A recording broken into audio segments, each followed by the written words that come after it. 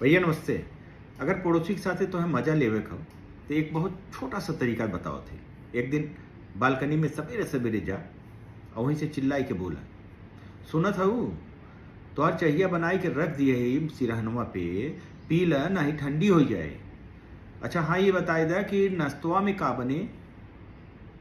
नहीं अगर मान ला ना मन होए तो फिर गरम गरम कचौड़ी और जलेबी कहा तो चौरवा से मंगाए ले। और हाँ वो झलवा साफ करे वाला वो डंडवा कहाँ बा, ना मिलता है भाई। अरे इतना तो बताए दे तू। इतना सब कह के आराम से तू जा घरे के अंदर, चादर ओढ़ के सोई जा। बाकी काम अपने आप तोरे पड़ोस में हो जाए।